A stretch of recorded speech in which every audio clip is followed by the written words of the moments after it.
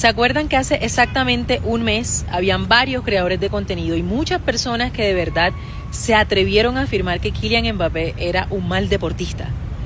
Que ha jugado 2 mundiales, ha ganado 1 y en el segundo casi lo gana. Hay que ser muy atrevido.